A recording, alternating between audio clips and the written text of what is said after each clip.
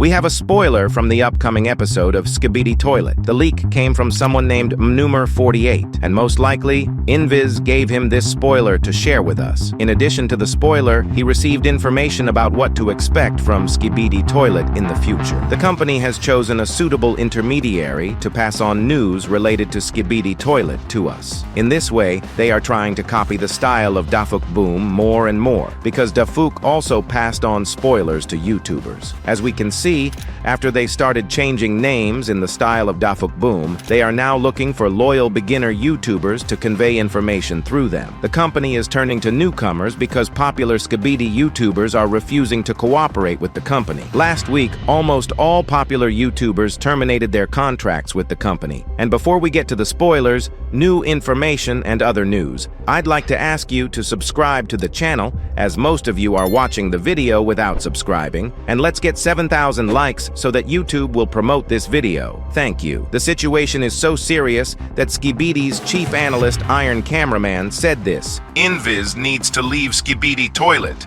period. They have proven that they don't care about us, and that is unforgivable. If they refuse to leave, then we will leave. I'm not going to tolerate such disgusting treatment of us. Skibidi Toilet lives where the fandom is, not where the intellectual property documents are stored. This is a very strong statement, and the vast majority of viewers agree with it. As you remember, in the previous video, I showed you what HoovyTube had prepared in case Dafuk Boom returned. What he did is incredible. Let me remind you that the Source Filmmaker program stopped receiving major functional updates from Valve back in early 2015, so what HoovyTube was able to do is really amazing. Just look at these graphics and smooth animations. Look at the new particles and new graphics. He even called this patch cinematic, and it really is. Look at the graphics of the new effects and particles. Look at how well the character models are lit. And I won't even mention what's going on in the background. Look at the epic appearance of the big TV man. What a pleasant animation. Let me remind you that this is just a review of the effects made by one person, and this is the first episode of Emergence that Hollywood professionals worked on, spending thousands of dollars. Okay, let's forget about the bad stuff and get back to the review. Take a look at this nice character lighting. And don't forget that this is still the oldest SFM program. Look at the animation of the Duchess's hair. Yes, the model is different, since the original face belongs to Dafuk Boom, but that's not the point. The point is that the tentacles appear very smoothly, and the facial expressions look very realistic. Note that her clothes and hair move realistically. Now take a look at G-Man's takeoff and landing. You have to admit that we haven't seen effects like this before. The character's emotions have become even smoother. At the end, look at how G-Man puffs out his cheeks. The demonstration of the animation of the blade coming out of TV Man and his takeoff looks very cinematic. The improved effects also affected the Titan Cameraman, who is also perfectly lit when using his core. We are also shown cannon shells and the consequences of the shots. The fire has been slightly changed. The Astro Scorpion also has new particles, and the Giga Chad Toilet has received minor improvements. The mothership now shoots like this, and Astro Toilets now appear like this. Can you imagine? Such a huge amount of work was done by just one person.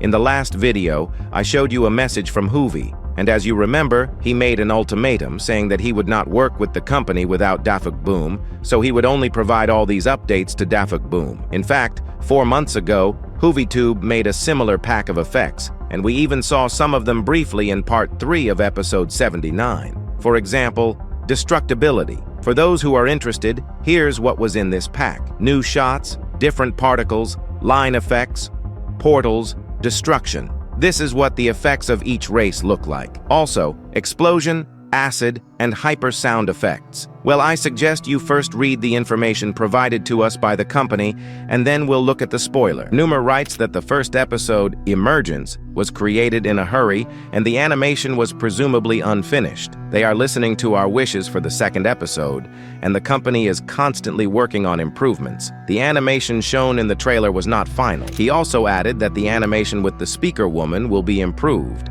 and that the animators allegedly wanted to remove her from the trailer altogether because her animation animation in the trailer was unfinished. Well, shall we believe it? YouTuber Plunger has compiled some interesting statistics showing how viewers feel about the company. If you're interested, you can participate too. Okay, now let's move on to the spoiler to show you how the company really feels about the Skibidi Toilet. Yes, unfortunately, this is a spoiler for the second episode of Emergence. Here we have a juggernaut, and it feels like this frame was taken straight from the Emergence trailer. But the funny thing is that they can't even make a quality spoiler. Please hold back your laughter and look to the left. What is that? Is it just me, or was the gun cut out in paint? Every day I admire the company's content creators more and more. Did no one notice this before publication? It feels like this is being done on purpose to get attention. To sum up, we are once again promised that this is only the first episode and that it will get better. I'll say one thing. Without Dafuk Boom, there will be no continuation. Viewers have already united as one and are demanding the immediate return of the author, Skibidi Toilet. The only thing that can save the company from this difficult situation is the return of Dafuk Boom. Here's how Plunger commented on it. Regarding Invis's comments about Emergence 2, time was not the issue. Sure, take time. It clearly needs that.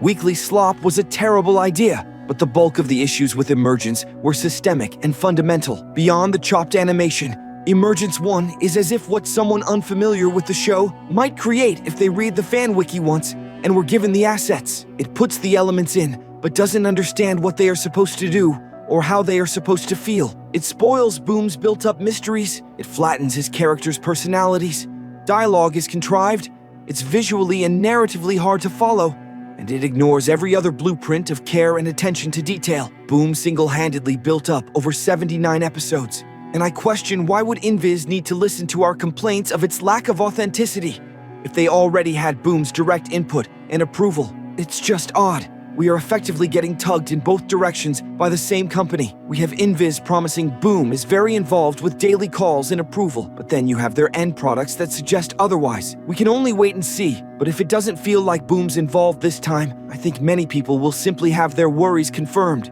Recently, a private talk with info from Invis has given the fans that received it more hope for the future.